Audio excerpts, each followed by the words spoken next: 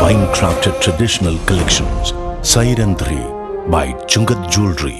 വിദേശ നിർമ്മിത കണ്ണടകൾ 250 രൂപ മുതൽ 1 വർഷത്തെ വാറന്റിയോടെ. ഇനി കണ്ണു തുറക്കാം കാഴ്ചയുടെ പുതിയ ലോകത്തേക്ക്. Idimannikkal edge opticals, opposite little flower hospital, Angamaly. Edassery jewellery, Kalady.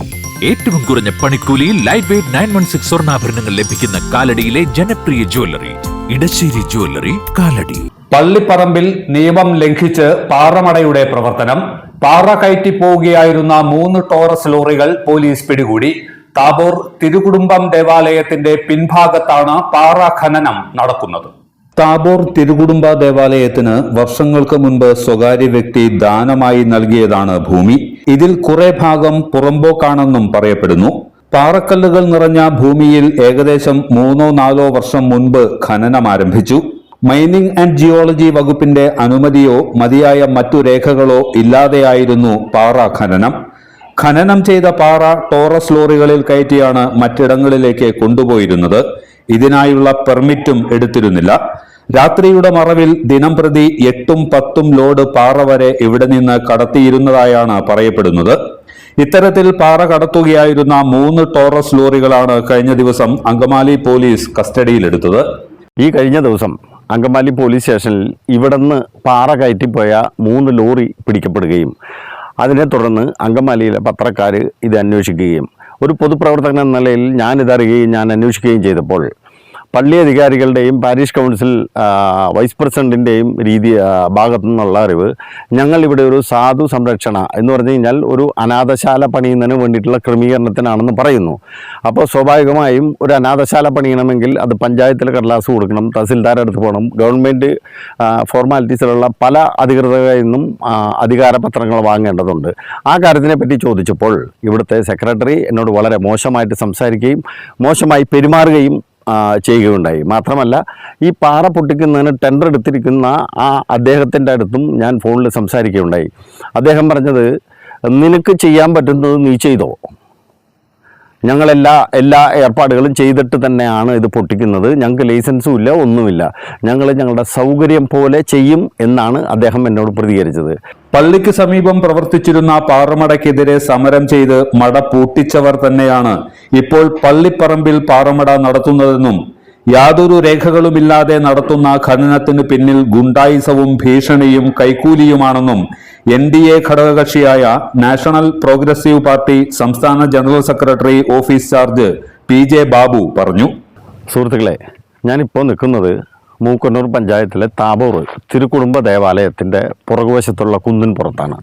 ഈ കുന്നിൻ പുറം എൻ്റെ ഇരട്ടി പൊക്കത്തിലുണ്ടായിരുന്ന കുന്നായിരുന്നു ഈ ഭാഗത്ത്. കഴിഞ്ഞ 2 വർഷമായിട്ട് മൂക്കന്നൂർ പഞ്ചായത്തിൻ്റെയോ ജിയോളജിയുടെയോ തഹസിൽദാരുടെയോ ആരുടെയും അനുമതിയില്ലാതെ ഈ കുന്ന് ഇടിച്ച് കരിങ്കല്ല് പൊട്ടിച്ച് വിൽക്കുകയും മണ്ണ് ആ കുഴിയിൽ നികത്തി ഇതാക്കുകയും ചെയ്യുന്ന ഇത് നിയമവിധേയമല്ലാത്ത ഒരു പ്രവൃത്തിയാണ്. അതിൻ്റെ മറ്റൊരു രസം, ഇതിൻ്റെ തൊട്ട് താഴെയുള്ള പാറമട നിർത്തുന്നതിന് വേണ്ടിയിട്ട് ഈ പള്ളി വികാരിയും ഇവിടുത്തെ പാരിഷ് കൗൺസിലും ഇവിടുത്തെ അധികാരികളെല്ലാവരും സമരം ചെയ്ത് ആ പാറമടകൾ പൂട്ടിച്ചതിന് ശേഷമാണ് ഈ പ്രവൃത്തി ഇവിടെ നടക്കുന്നത്. ഇത് ശരിയാണോ? കാരണം ഇലക്ഷൻ നടക്കുന്നതിൻ്റെ മറവിൽ, ഗുണ്ടായിസത്തിൻ്റെ മറവിൽ, പാരിഷ് കൗൺസിലിൻ്റെ മറവിൽ, പള്ളി അധികാരികളുടെ പൂർണ്ണമായിട്ടുള്ള സപ്പോർട്ടോട് ഗുണ്ടായിസത്തോടു കൂടിയിട്ട് ഗവൺമെൻറ്റിൽ കിട്ടേണ്ടിയിരുന്ന നികുതിപ്പണം ഒഴിവാക്കിക്കൊണ്ട് വളരെ ഭീകരമായ രീതിയിൽ ഈ കുന്നിടിച്ച് നികത്തി പാറമട നടത്തി പാറ വെക്കുകയും മണ്ണ് മാറ്റി ചെയ്യുകയും ചെയ്തത് ശരിയല്ല എന്ന് ഞാൻ നിങ്ങളെ ബോധിപ്പിക്കുകയാണ്.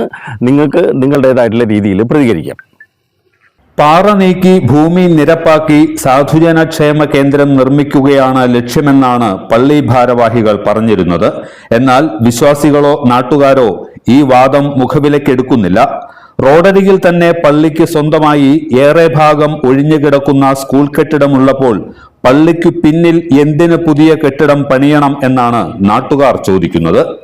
മറ്റൊരു കാര്യം, ഈ പറയുന്ന അനാഥശാലയോ അഗതി മന്ദിരമോ മറ്റ് പൊതുജനങ്ങൾക്ക് ആവശ്യപ്രദമായിട്ടുള്ള കാര്യങ്ങൾ നടത്തണം എന്നുണ്ടെങ്കിൽ പള്ളിയുടെ ഓട് ചേർന്ന് മെയിൻ ബസ് റോഡിനോട് ചേർന്നിട്ടുള്ള പള്ളിയുടെ സ്കൂളിൽ 10-32 കുട്ടികൾ മാത്രമേ പഠിക്കുന്നുള്ളൂ.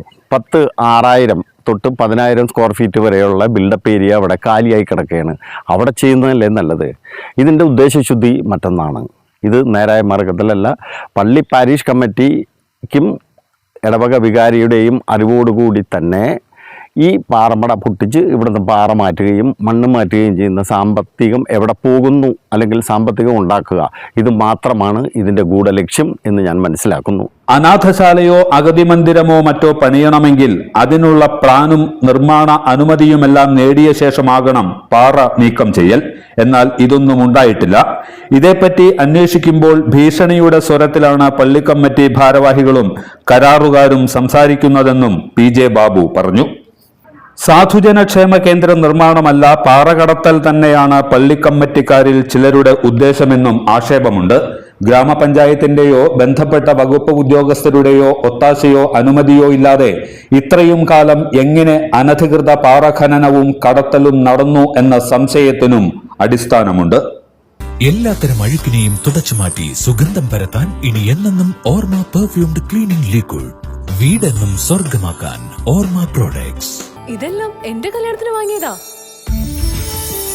വാവ്, ഇതെവിടുന്നാ? നമ്മുടെ MV ചാക്കോ ജ്വല്ലറിന്ന്. 70 വർഷത്തെ പാരമ്പര്യല്ലേ? MV Chacko jewellers, Angamaly.